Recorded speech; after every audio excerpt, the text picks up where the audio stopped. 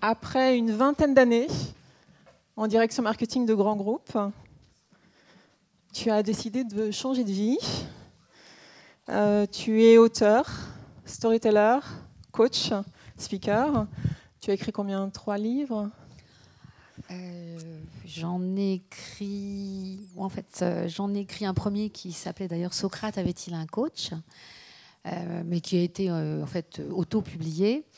Et puis, la belle histoire, c'était pas prévu que j'en parle, mais c'est quand même une belle histoire finalement, c'est que j'avais écrit un livre qui vient juste d'être édité qui s'appelle, non, c'est pas Le bonheur à la française, celui-là c'est le dernier, qui s'appelle Du cœur à l'ouvrage pour des femmes qui ont vécu des violences et qui se rebondissent par l'entrepreneuriat. J'avais fait le tour des éditeurs, ça n'intéressait pas parce que c'est un livre trop corporate, mais grâce à ce contact, j'ai pu écrire et éditer le 3e livre qui s'appelle « Les 7 énergies pour dépasser ses peurs ». Et l'histoire continue avec Le bonheur à la française. Donc les 7 énergies, c'était cette année ou l'année passée? C'était en octobre 2018, donc c'est assez récent. Et Le bonheur à la française vient tout juste de paraître puisqu'il a 10 jours. Voilà. Donc, tu as eu la gentillesse de venir nous parler de la relation pouvoir-bonheur.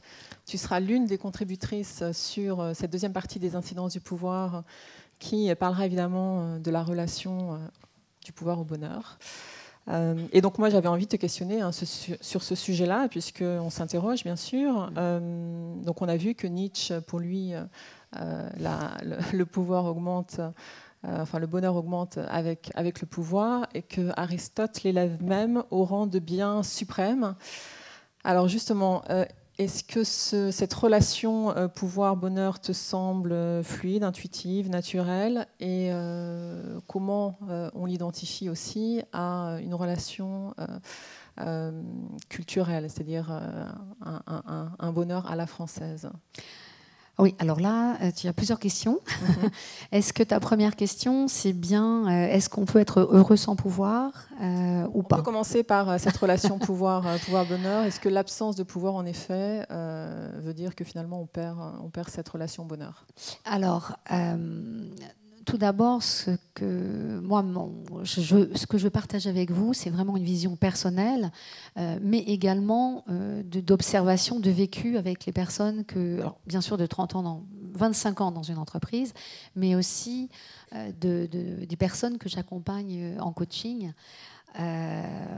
Pour moi, déjà le bonheur, c'est important peut-être de donner une définition. En tout cas, ma définition, ça peut être un état d'être qui est très spontané, qui arrive parce que tout d'un coup, le soleil brille. Et je pense que ça vous est arrivé là ces derniers temps, après 3 semaines de pluie. Mais c'est vrai que c'est aussi quelque chose que l'on peut ressentir parce qu'on a beaucoup, beaucoup travaillé et qu'on a un projet qui réussit. Et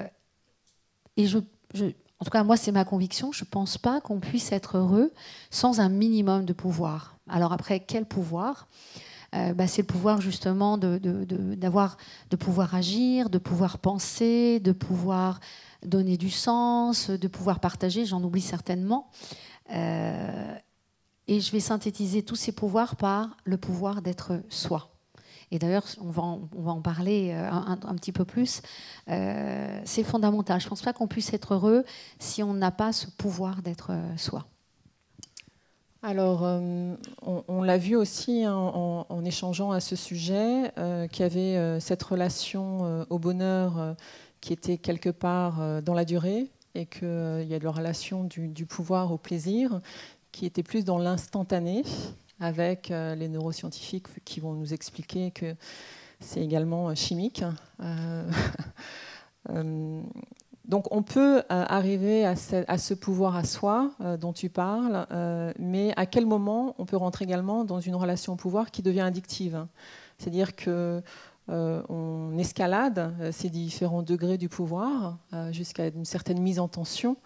On a un but, ce que tu évoques. Finalement, on prend confiance en soi, on s'épanouit, on se développe, et puis après, on commence à devenir peut-être très lié, très relié, très attaché à cette notion de pouvoir, peut-être même piégé, et voire en addiction. Quel est ton sentiment par rapport à ce phénomène? Alors, je distinguerais, toujours pour simplifier, ce que j'appelle le pouvoir généreux, qui est quand même un pouvoir empathique. Voilà. Et puis, l'autre forme de pouvoir, qui est pour moi un pouvoir égotique. Mais c'est vrai que ce pouvoir égotique, il peut se manifester de façon différente. Ça peut être le fait, et je pense que vous en avez tous rencontré, une personne qui est effectivement extrêmement passionnée, hein, qui est dans l'excès, et je ne parle même plus de passion, mais ça vient de l'obsession. Moi, j'en ai rencontré.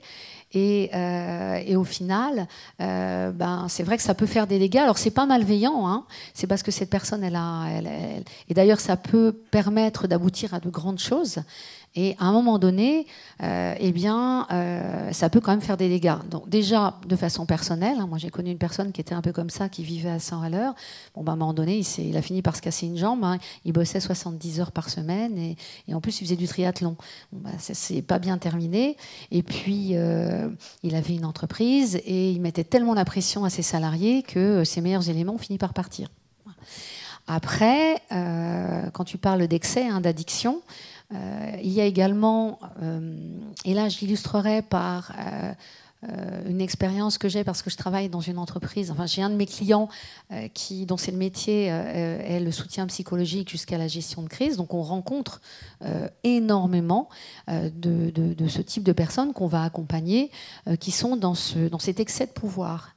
Mais parfois, donc il y a les deux cas, enfin il y a plusieurs types, il y a des personnes qui ne se rendent pas compte qu'ils sont dans ce pouvoir excessif.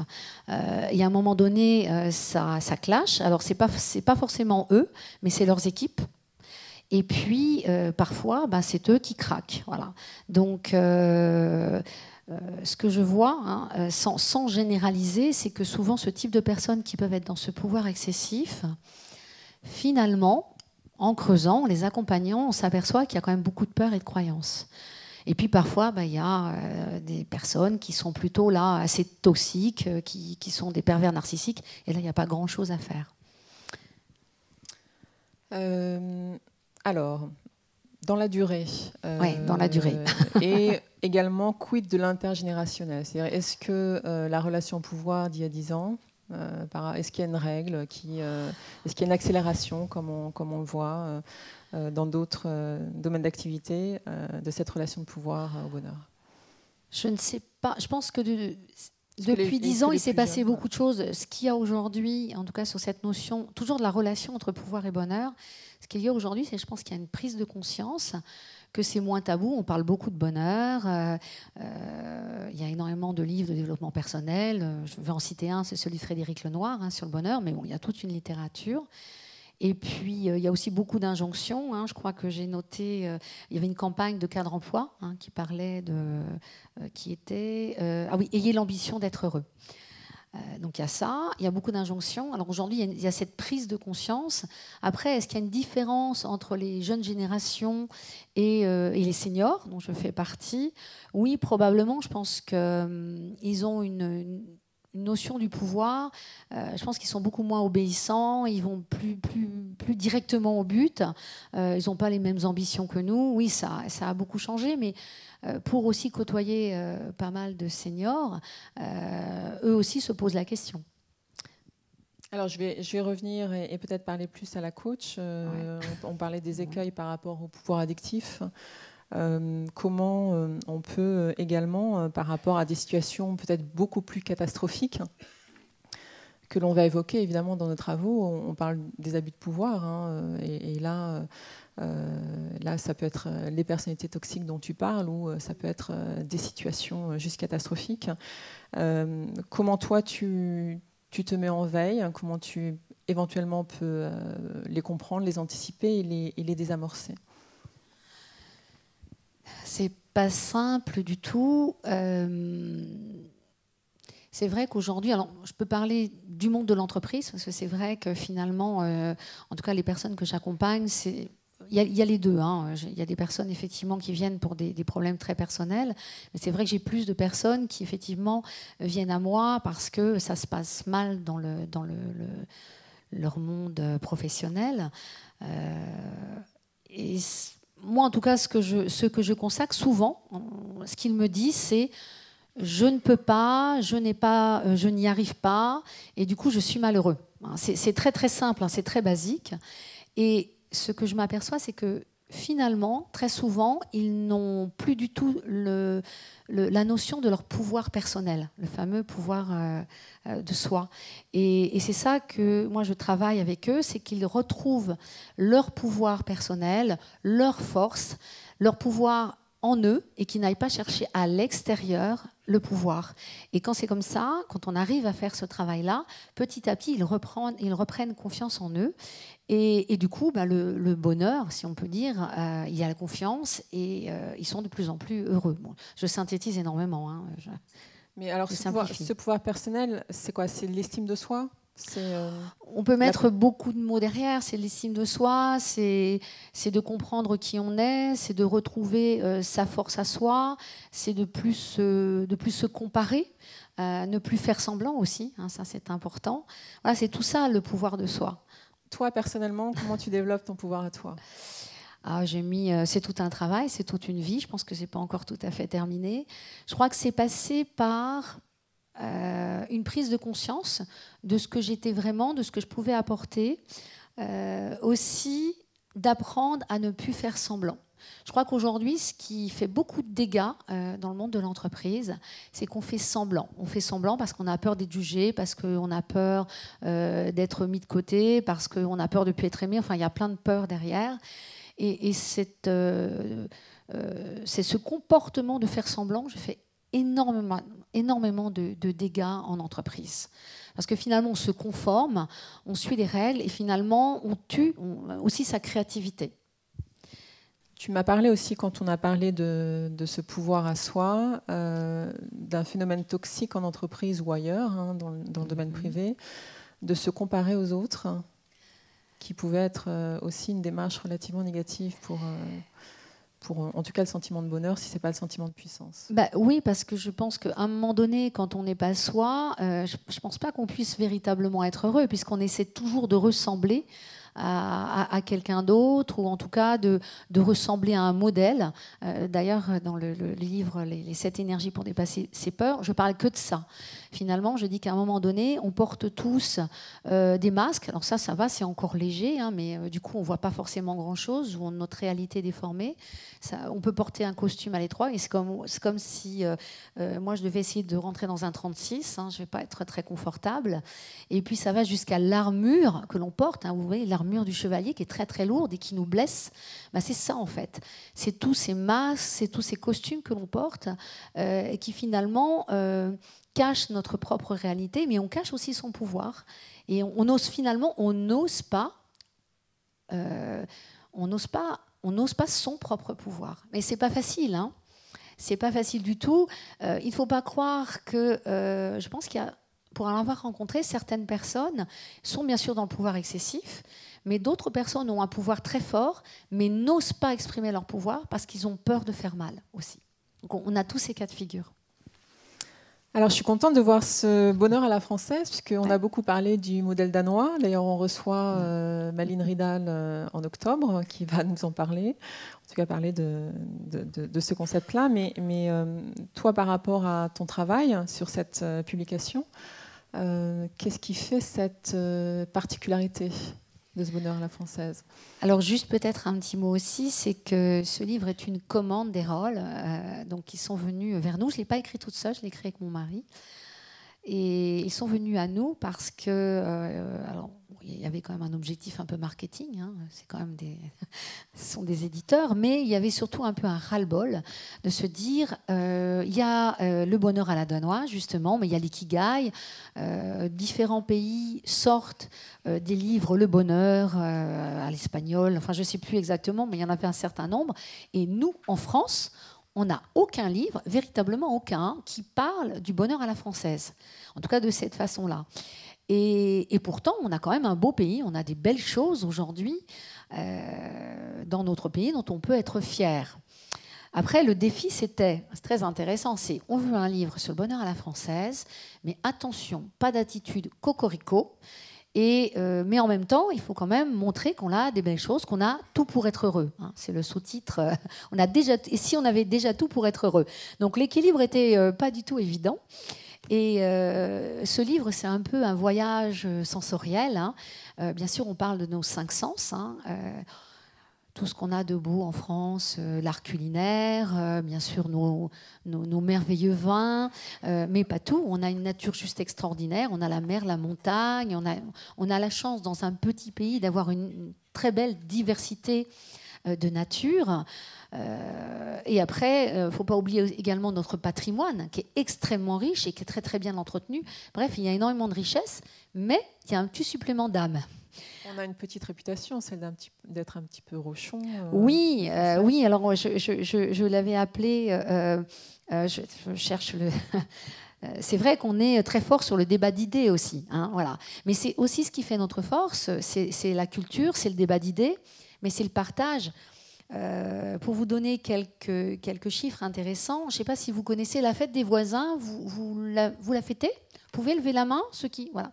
Est-ce que vous savez que la fête des voisins, ça a été inventé effectivement en France et qu'aujourd'hui, c'est une journée européenne qui est vécue dans plus de 36 pays.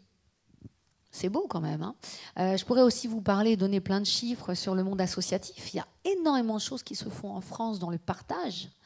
Même si on est ronchon, on partage quand même. Ok, on débat et on ronchonne, mais on partage. Et puis, au niveau culturel, un seul chiffre, hein, parce qu'il y en a énormément dans le livre, le Louvre fait quand même 8 millions d'entrées et la France est quand même la première destination touristique. Paris ou la France ? La France. La France. Alors après, oui, Paris, c'est vrai qu'il y a des chiffres intéressants, mais pas que Paris. On a aussi un formidable vivier de chambres d'hôtes. Et, parce qu'il y a eu beaucoup d'études, l'accueil est quand même nettement meilleur. Il s'est amélioré. Et c'est les étrangers qui le disent, hein, ce n'est pas les Français. Alors pour revenir à cette notion de pouvoir, j'aime toujours terminer par une personnalité qui aurait pu t'inspirer. Oui. Un modèle, un rôle modèle. Je suis en train de me dire qu'il y a quelqu'un dans la salle que ça va faire sourire, mais je ne m'en souvenais plus. C'était, il y a peut-être 15 ans, je ne me souviens même plus. C'est la rencontre avec une femme que je trouve fantastique, ça m'a vraiment touchée, qui s'appelle Maggie. Et Maggie, en 93, quand il y a eu la guerre entre les Hutus et les Tutsis, entre le Burundi et le Rwanda, voilà, je vois Denis qui hoche la tête. C'est grâce à lui, effectivement, que j'ai rencontré cette femme. Et ça m'a vraiment touchée parce que cette femme, toute seule, alors elle avait 25 ans, elle a commencé par sauver 25 enfants, et puis cette aventure, cette belle histoire, elle a continué. Elle allait sur les champs de guerre et elle récupérait tous les orphelins, toute ethnie confondue. Et puis elle a fini par créer la maison Shalom. Et aujourd'hui, d'ailleurs, on l'appelle la femme aux 10 000 enfants. Mais aujourd'hui, cette femme, avec son seul pouvoir personnel, qui a bien sûr attiré d'autres pouvoirs personnels, a fini par sauver, je vous donne un chiffre, hein, pas loin de 50 000 enfants orphelins. Donc oui, ça c'est vraiment une femme qui m'a marquée, éblouie. J'ai régulièrement suivi un peu ce qu'elle faisait. Malheureusement, en 1995, elle a dû partir de son pays, en exilé politique. Elle est aujourd'hui en Belgique. Elle a reçu plus de 20 distinctions, hein, le prix des droits de l'homme, chevalier de la Légion d'honneur, enfin énormément de distinctions.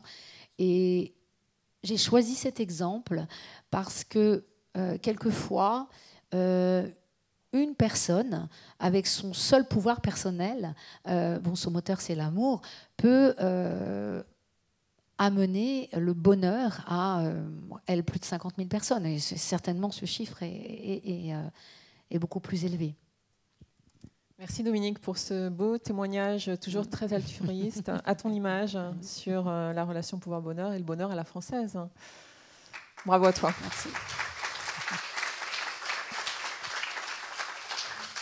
Est-ce que vous avez des questions pour Dominique ? Ah, Denis ? Sur le bonheur à la française ? Oui, oui, tout à fait. Ouais. Je crois qu'il y a oui, déjà des radios prévues. Alors oui, là, il vient de sortir. Donc là, on est plutôt sur effectivement de la radio et la presse. Et puis après, oui, parce que c'est un livre qui parle quand même de bien-être. Alors, c'est pas un livre de développement personnel, mais malgré tout, ce que l'on dit, il y a plein de messages, mais c'est sachons profiter de ce que l'on a plutôt que de voir ce que l'on n'a pas. Je résume, mais c'est un peu ça. Donc, les Français ont un peu tendance souvent à être dans la critique et à voir ce qu'on n'a pas, mais ils sont très ambigus. On est capable de faire les deux en même temps. D'où le rapport à la comparaison toxique dont tu parlais tout à l'heure. Oui, tout à fait. Oui, Didier. Juste une petite remarque sur le pouvoir d'être soi. Oui. J'ai l'impression que les jeunes générations, vraiment les très jeunes, ceux qui ont moins de 30 ans, sont de moins en moins dans le compromis sur ce pouvoir de soi. C'est-à-dire qu'on voit de plus en plus de jeunes qui ont fait des belles formations, qui ont des bons jobs, etc. Eh ben avant 30 ans, tout plaquer pour finalement rester eux-mêmes et ne pas tomber dans le piège d'un jeu de rôle. Et on le voit dans des grands groupes, on le voit dans d'autres, dans des groupes de taille plus modeste, parce que cette volonté, cette quête quelque part de sens ou de bonheur, ne sait rien, eh bien ils commencent à se dire finalement le modèle qu'on nous propose, c'est peut-être pas forcément celui dont on rêve. Et c'est là que tu vois des bac plus 28 se retrouver restaurateurs, mécaniciens ou autres, etc. Et d'ailleurs, il y a un très bon livre, L'éloge du carburateur, que je vous le conseille. C'est une expérience vécue de quelqu'un de très, très bien câblé qui finalement a tout plaqué pour vivre réellement ce qu'il devait être. Oui, oui. Oui, c'est vrai. Moi-même, j'ai 2 enfants qui ont respectivement 24 et 28 ans et ils sont également dans ce cadre de figure. Ma belle-fille aussi, qui avait un très très beau poste dans une agence de com et qui a tout plaqué pour être naturopathe et puis faire d'autres activités.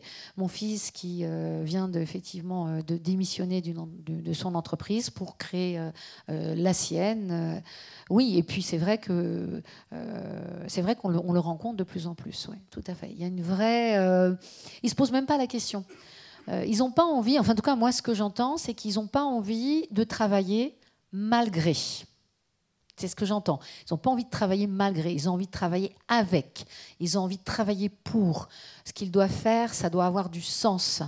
Et c'est vrai qu'ils tergiversent beaucoup moins. Ils sont beaucoup plus rapides pour prendre des décisions. Après, ce n'est pas forcément toutes les jeunes générations. Alors après, attention, il y a des seniors qui ont les mêmes, mais des fois un peu poussés aussi par la vie.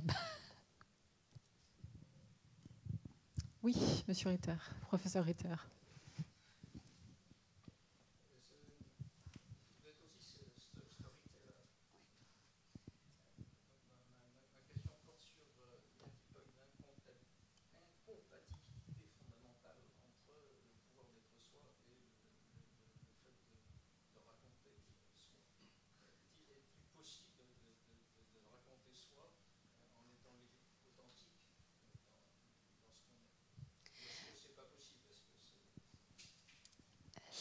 Alors, je vais peut-être aussi donner juste 2 mots ce que c'est pour moi, en tout cas, d'être storyteller. Et d'ailleurs, c'est finalement le lien commun entre toutes mes activités, coach, storyteller.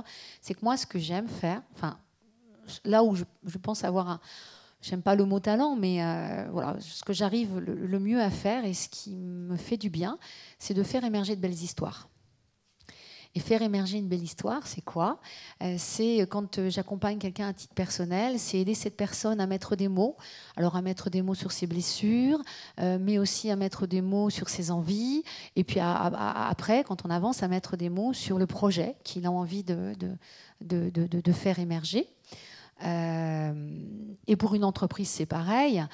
Quand je travaille avec des entreprises, quand je fais un métier storyteller et de rédacteur, ce que j'aime, c'est de pouvoir aider l'entreprise à trouver des mots justes qui vont lui permettre aussi de développer son business. Parce que c'est aussi ce qu'on appelle un peu le marketing du cœur. Alors c'est toujours un mot, mais aujourd'hui, il y a quand même beaucoup de blabla. Et c'est pas facile d'être authentique, comme vous dites, parce que c'est de trouver les mots avec qui on va être bien, et c'est de trouver les mots qui vont toucher son public. Et c'est pas simple, on est d'accord. Mais en tout cas, je pense que dans la durée, l'authenticité en tout cas, on est gagnant quand on est authentique. On est d'abord gagnant soi. Et ça passe, ça, je ne l'ai pas forcément dit, mais de changer le monde, d'avancer, ça passe déjà par soi. On ne peut pas faire le bonheur de l'autre malgré lui. Ce qui est important, c'est de faire son propre bonheur, donc d'être authentique et de trouver les mots à soi. Et puis quand on a trouvé ces mots à soi, on peut peut-être aider l'autre à trouver ses mots à lui. Je ne sais pas si je réponds à votre question.